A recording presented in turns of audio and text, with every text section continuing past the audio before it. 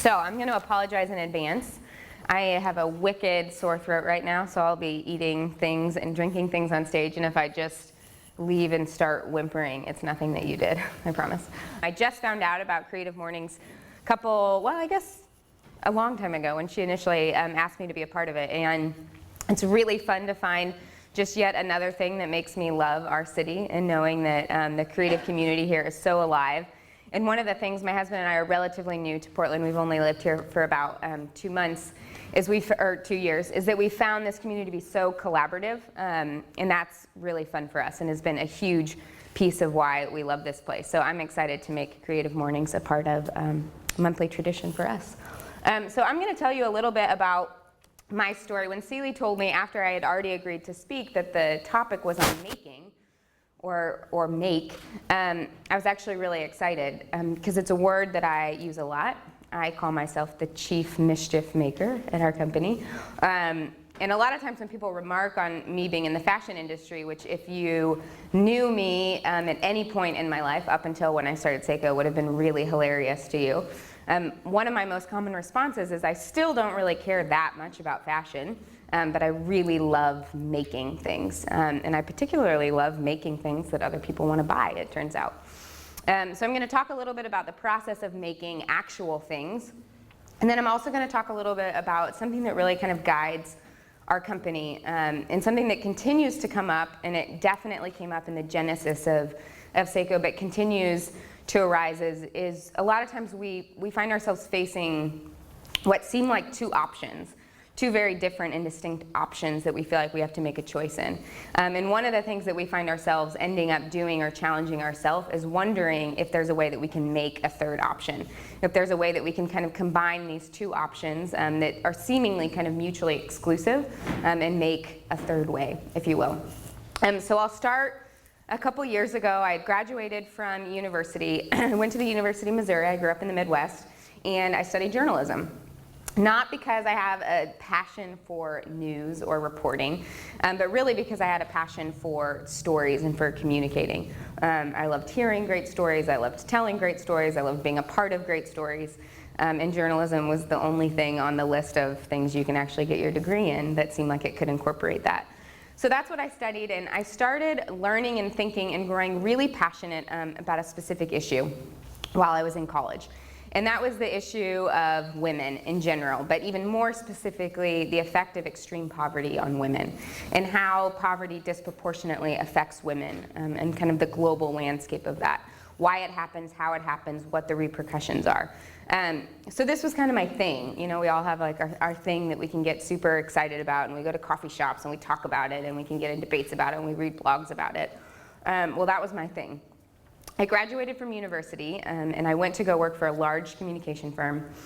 And I was about 2 months into my first job, sitting in my cubicle, wearing my business clothes. And I kind of had this realization that I had this thing that I said I was really passionate about. And I was like involved in it. I would like volunteer, do things to contribute to these like issues. But I kind of had this realization that my real life, my everyday, my relationships, the people that mattered to me, my kind of core part of my world was entirely really unaffected by this issue in a really authentic way. I didn't have a single relationship that was really meaningful or transformational in my life that was with a woman who was living in extreme poverty. And this gap just all of a sudden seemed really startling to me, that here's this thing I say that I care about, and yet I don't even like have a friend who's a woman who's living in extreme poverty. And I decided that I wanted to close that gap.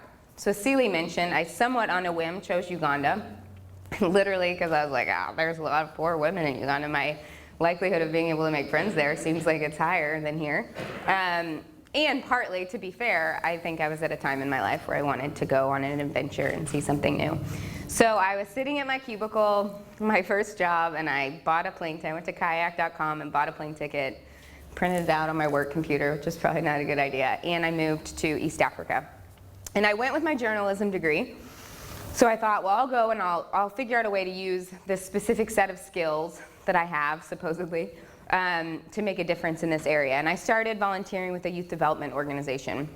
And one of the things that this organization was doing was they had a leadership academy. And this leadership academy, they would go all over the country and they would recruit, they would get applications from 400 or 500 students a year, and they would pick the top 25 men and the top 25 women. And they're really looking for students who are academically gifted, who have done really well in school up until that point, but come from backgrounds of extreme poverty. So it's this really interesting crossroads of students that are very highly disadvantaged, and even in the context of Uganda, but who have this incredible drive and perseverance and have overcome really incredible things. So I started hanging out at the school, the girls' school specifically. And I would go out there to like write student profiles and like do my volunteer work. But the reality is this was kind of this place where my goal of closing that relational gap in my life happened. So these were young women, mostly my age. They were definitely my peers.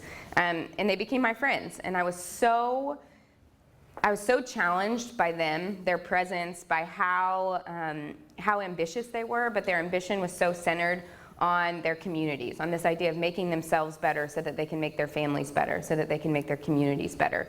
I was really challenged by just how much opportunity and hope that they saw just in their academic experience that they had been given. So I realized that there's this pretty big issue in the community, and that is that there's a 9-month gap between high school and university. And this gap is intended to allow students to test into college, to find time, to find a job, to make money, to pay for their tuition. So Uganda, like most developing economies, is very cash-based. So you're paying your tuition up front or you're not going to school.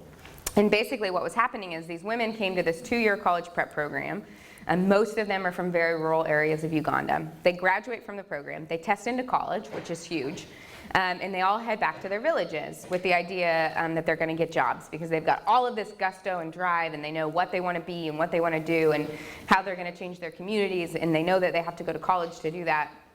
And so they go home and they go to their villages, and then it kind of falls flat because there's just point blank not a lot of economic opportunity for anybody, but especially as 18, 19, 20-year-old young women going back to rural Uganda, there's definitely not a lot of social or family support for them to continue their education. So the boys are back in the village as well, and they're looking for jobs, and it's definitely considered more important that the men are finding jobs so that they can continue to go be educated.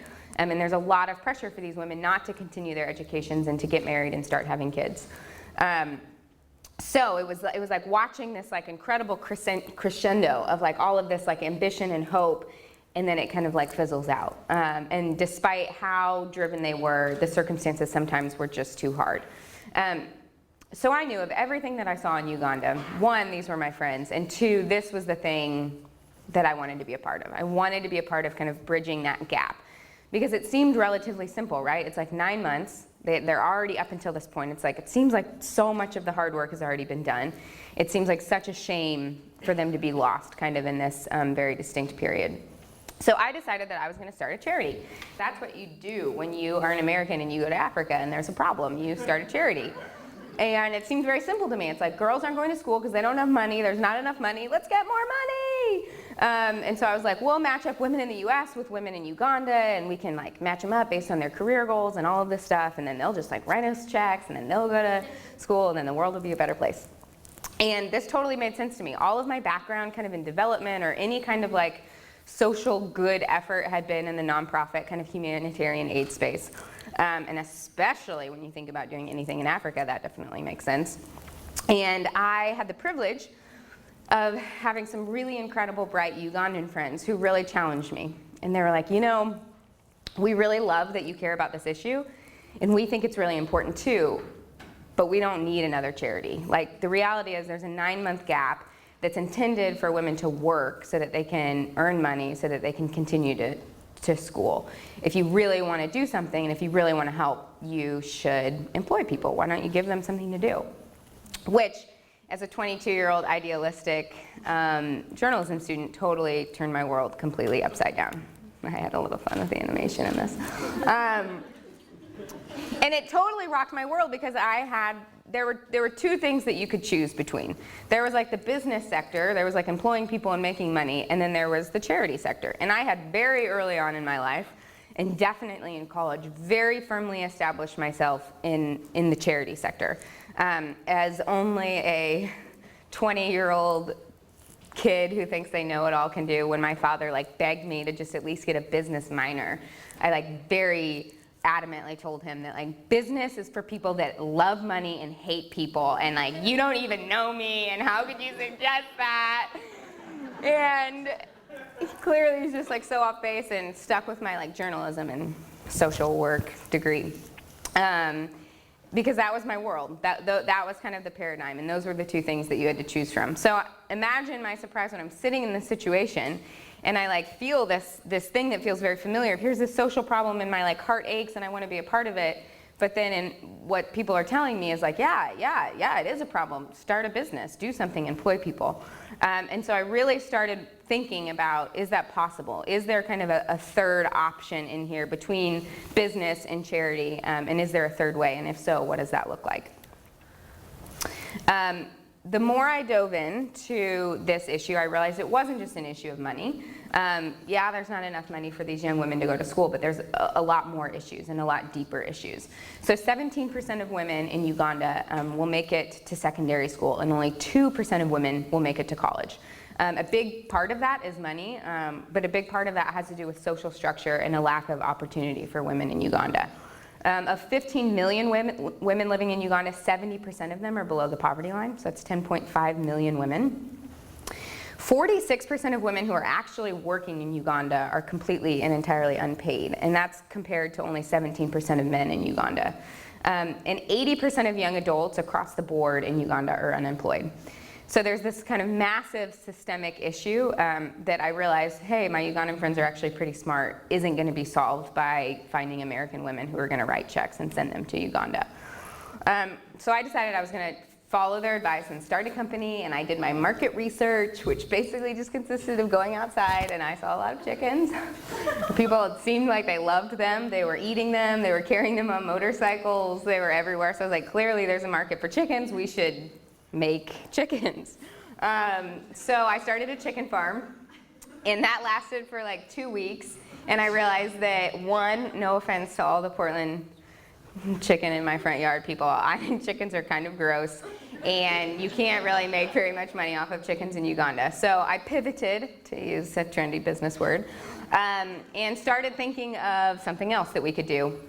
And one of my friends in Uganda, again, there's a theme of me getting advice and luckily accepting it from people, said, you know, you don't really know anything about the Ugandan economy, but you are an American woman, and you know what American women like and would buy, so why don't you make something that you can sell back home to the people that you actually know and understand? And so I was like, okay, point taken. Pivoting again. And so I invented a pair of these strappy, funky sandals. In college, I had made a pair literally out of flip-flop bottoms, and just to give you another insight into me in college, I hated business. I also hated fashion because fashion represented the man. And if you liked fashion, it was because you were shallow and materialistic. And I invented my own pair of sandals because I didn't like that flip-flops flopped. So I thought I would invent unfloppable flip-flops. And so it was basically, I took a pair of like, I don't know, I was on a really bright track, you guys. So I took a pair of rubber flip-flop bottoms and like tore the thong part off of it and used some ribbon and kind of made these funky strappy sandals. And as it turns out, I would wear them all the time.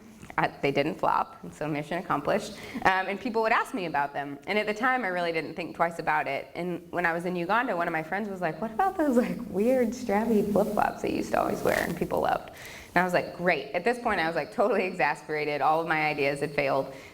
So I decided we were going to make sandals. So I started wandering the markets all around Uganda looking for what we needed to make these sandals. And I really wanted to use local materials and stuff that we could find in Uganda. It had to be relatively easy because I was, one, teaching myself how to make sandals, and then two, knew I was going to have to teach somebody else how to do it. And so I finally kind of came up with what we now know as the Seiko Sandal. So it's a leather base with 5 anchor points, and so the straps come completely out, and so you can kind of tie them and change them in tons of different ways. So typically people will buy the base and then maybe 5 or 6 pairs of straps, so you can switch between like a funky metallic and a basic black, and you can tie them up in different ways, and then we have different accessories now that you can add on to it. So I invented these sandals. They didn't look like this when I first invented them. They're really ugly. And I decided that this was going to be the deal. We would hire the women during that 9-month gap. We were going to require that 50% of everything that they make every month goes into a savings account that is directly tied to their college education. And the reason that we did that was really because we knew that there would be a lot of pressure on these young women who are making money for, 1, the first time in their lives, and 2, coming from families where probably the majority of them are unemployed. And one of the big kind of issues in the cycle of poverty comes into play is when the little bit of money that you have, there's so much social pressure and there is so much true need to give that money right back out that you're meeting kind of these symptoms without ever actually kind of breaking that cycle. So we wanted to kind of protect the women from that, so that 50% was going to go straight into that bank account, and then they could do whatever they wanted with the other 50%. And then at the end of that 9 months, to kind of incent them to think about what and how they were saving, we would match what they had in their bank accounts, so 50% plus anything else, with a college scholarship. And it seemed relatively simple, and I decided that we can make it work. So I went to the school, and I basically said, okay, who are 3 women? And 3 is super arbitrary. It just seemed like a manageable number. If it failed, I could like scrounge up money maybe for 3 women. I didn't want to be like, remember that episode in The Office of Scott's Tots, where he like promises like 70 kids he's going to pay for them to go to college? I didn't want to do that. So I went to the school and I was like, who are 3 women that are really bright, that are really talented, who would do really well in university, but you know, based kind of on their family background and where they come from, would have a really hard time actually making that happen. So the school actually went out and they chose Mary, Mercy, and Rebecca, and those were the first 3 Seiko women. So I sat down with them. I taught them how to make these sandals. They thought they did not like the sandals. They were like, oh, okay, yeah, that's nice, we'll make them. And I basically said, okay, if you promise to just keep making these and make these for the next 9 months and send them to me, I promise that you will go to college in the fall. And so they luckily took me up on my idea. They agreed. And then I moved back to the US and started selling sandals out of the back of my trunk, which is exactly what your parents want you doing with that college degree you just got. So 4 days after I got back from Uganda, my now husband, Ben, proposed to me. He's literally like down on his knee asking me to spend the rest of his life with him. And we haven't really talked much since I've been back from Uganda. And in my head, I'm like, do I tell him now or later that I promised 3 chicks in Uganda I'd pay for their college? I'm going to wait until after our bank accounts are combined because I might need help. And so together we started selling these sandals. Ben was working full-time at a tech company in Kansas City, and I decided that I was going to get this project up off of the ground. And meanwhile, I was looking for a real job and finishing my thesis and all of this other real life stuff, and we realized pretty early on that this was more than a project, that it turns out it takes a lot of energy to make, ship, distribute, brand, all of this stuff. But meanwhile, we also realized that it was kind of working. People loved the sandals. We slapped up this super crappy, janky, I literally like spent 3 days at Borders reading HTML for Dummies and then just used like a template website. To make a website, and I still remember the first day when, you know, at first it's like all your family and friends are buying it, and you're like, you would be buying ketchup popsicles from me, so I don't know what to think, like. But then it was kind of slowly like people that we didn't know, or like friends of friends, or people that I was like pretty convinced, like, you're probably buying it because you like it, not because you feel bad for me, I think. And we started realizing that people really liked the product. There was really nothing else like it on the market as far as kind of versatile, interchangeable footwear. And they were really drawn to the story. And they really felt like by buying this product, they were part of this bigger story. And they wanted to be a part of this story of educating and empowering women in Uganda. So about halfway through that year, we had sold enough pairs of sandals to put Mary, Mercy, and Rebecca through their first year of school, which was huge. And it kind of defied all of our beliefs about what we could do. And we had a moment where we started realizing, well, if it worked for Mary, Mercy, and Rebecca, maybe it could work for more women, and maybe we should do it again. So we started really dreaming about Sseko not just being a project for these 3 women, but really being something that could ultimately have a massive impact on women in East Africa. Meanwhile, we also started realizing that there was this really unique marketplace opportunity. Women's footwear in the US alone is a $6 billion market. So it's like a massive number. Women are buying shoes all day, every season, week after week, they are buying shoes. And all of a sudden there was like kind of this light bulb moment where we realized, like, why go and ask for money from the same people? You know, there's like a limited pool of money that people are giving away. And I really believe, I am definitely not a nonprofit hater. I think nonprofits are awesome. And there's so many innovative, amazing nonprofits that are doing really cool work. And part of it was like, if there's a marketplace solution for our problem, we need to give that our 100% best go before we start going to that limited pool of donor and asking for their money, because that feels like a really serious thing to me, of like, well, what are we taking money away from if we're asking kind of those same people for this? And it turns out there's a lot of money to be made in fashion, and even more specifically footwear. We also started realizing that there's all this information about how powerful it can be for a brand that actually has a purpose, that 44% of consumers will pay a premium for brands that actually have a purpose. 70 to 80% of customers are more likely to recommend a brand or to talk about a brand where they feel like there's an actual purpose or good thing behind it. And we also realized that the women that were coming to our website, that we're telling this story to, that are hosting these home parties, represent 85% of consumer spending in the US. So one of the largest consumer markets in the world, and our target market is making up 85% of that. And we started realizing, man, if we could just figure out how to harness that, all of a sudden there's a possibility for massive change in the US and also here. So we started doing that. So we sold everything that we owned. We got rid of our apartment. Ben quit his full-time job, and we lived in our car for about 6 months. Again, my parents are banging their heads up against the wall. They want their money back for my college tuition. And we just started traveling around the country, telling the story to literally anyone who would listen to us. We did home parties, we did events on college campuses, we went to high schools, and really started telling this story of hope and opportunity and change, and what happens when you educate and you give opportunity to a woman. So today, we are the largest exporter of shoes in Uganda. I love that statistic. We are proud of it, but it also says a lot about Uganda. They're not exporting very many shoes.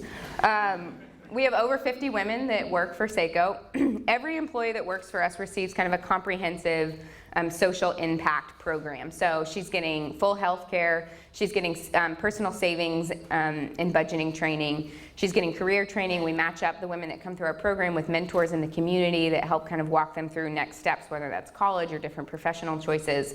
We have a health and wellness program, we do public speaking. Really, our kind of philosophy is, if we're with these women for 40 hours a week, we're probably one of the largest, at least from a time perspective, most influential kind of institutions in her life. How can we use that time as a way not only to just employ her, but really meet the need of the whole woman, but still very much so in the context of a company. You know, we're not a social services provider, we're not a nonprofit, but we do believe that we have a great responsibility to our employees to really meet their needs in a way that makes sense and is good for everybody.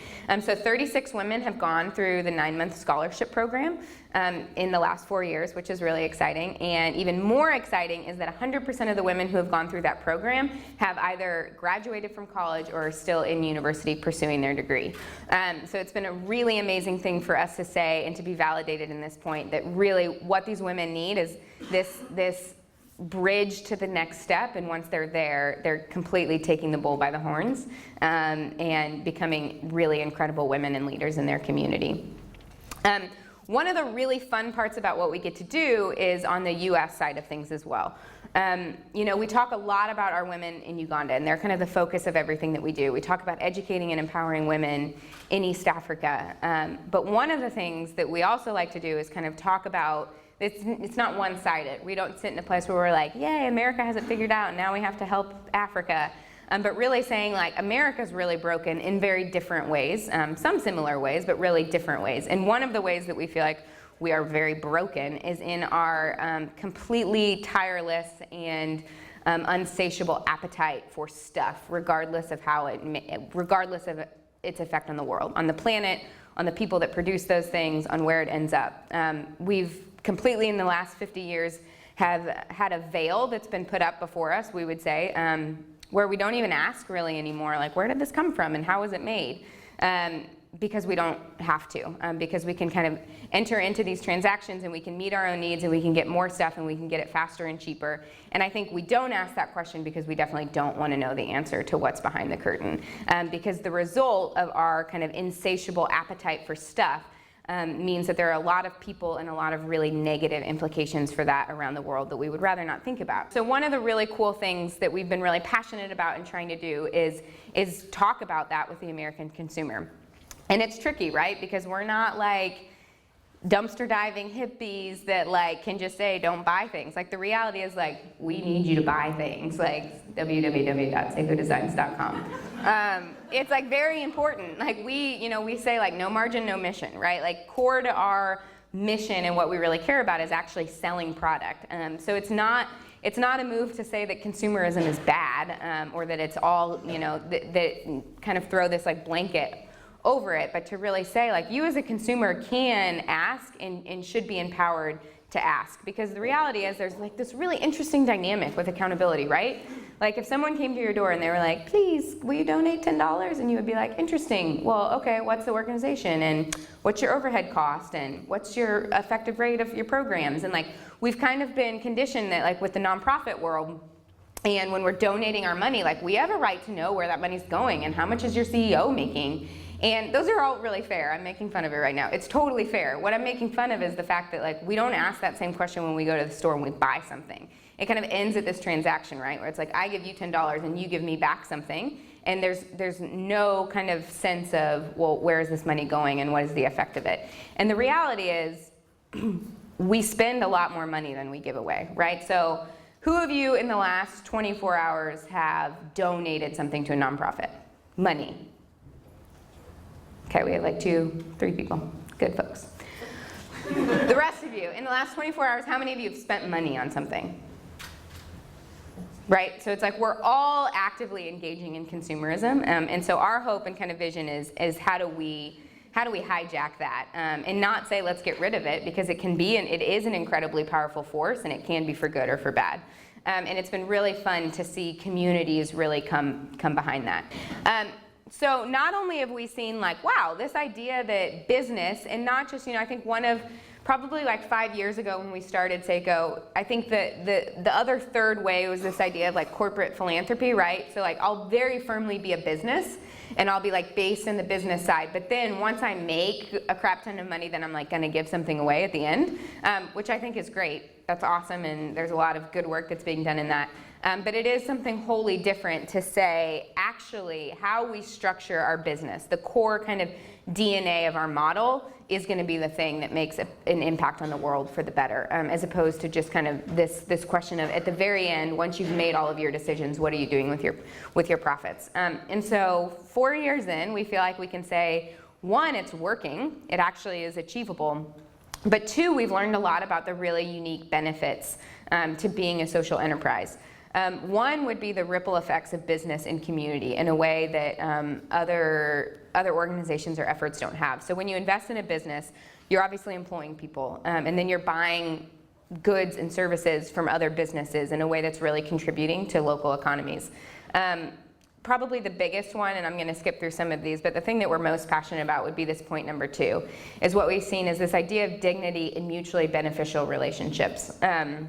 That's probably been the most surprising and powerful thing about starting and running this company over the last 4 years. When we 4 years ago were traveling around the country, living in our car, telling people about what we were doing, people like didn't understand. They were like, wait, what? You're in Africa, but you're a business? Or they would be like, okay, but where is the money going? It was just like so confusing of like, well, wait, who's getting the sandals at the end? Like what do did they wear the sandals to go get water from the well? And you're like, no, like it's, no. And it was like really hard for people to wrap their minds around. And one of the incredible things that comes from a business is that everybody, and you all probably, well, it's Portland, so I don't know. I was gonna say you guys mostly probably have jobs, but I don't know. I was gonna say, sorry, don't hate me. Okay, but to be fair, we've all worked, and there's like something really incredibly powerful about someone saying like, hey, I believe in you. I believe in you enough that like I'm gonna pay for you. I'm gonna like hire you, and I believe in your skills, and you are gonna contribute to this overall mission of this thing that we're like building and creating together.